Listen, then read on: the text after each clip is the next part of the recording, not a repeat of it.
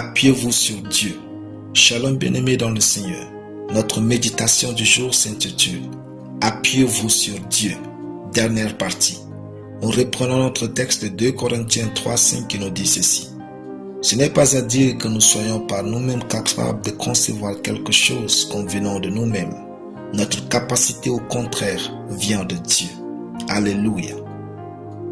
Croire que Dieu est votre capacité met fin à toute anxiété.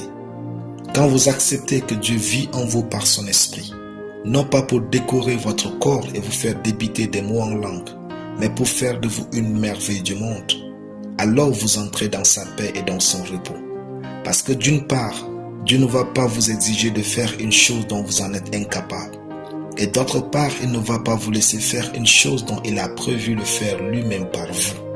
Ainsi, vous n'êtes pas supposé vivre une vie anxieuse et stressante à propos de ce que vous devez faire, car Dieu fait partie intégrante de votre capacité, que vous priez ou pas. Tout ce dont vous avez besoin, c'est d'être conscient de sa présence en vous et de dépendre de lui en toutes choses. Généralement, tout votre problème se trouve juste dans votre tête. Et pendant que vous vous inquiétez de comment telle ou telle chose va se passer ou se faire, Dieu est calme. Il sait que ce n'est pas à vous de le faire. Une fois de plus, imaginez avec nous la vie de ceux qui nous ont précédés dans la Bible. Comment l'ombre d'un homme ordinaire pouvait-il guérir les malades? Comment l'onction pouvait-elle rester sur un mouchoir jusqu'à guérir les malades et chasser authentiquement les démons? Comment une seule pierre de David pouvait-elle tuer Goliath? Comment un simple bâton de Moïse pouvait-il diviser la mer? Comment une mamie comme Sarah pouvait-elle produire du lait pour allaiter son bébé Isaac qu'elle avait accouché sans césarienne?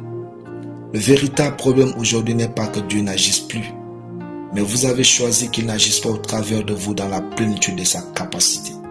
En fait, vous avez limité sa capacité par votre façon de vous voir et de considérer la vie.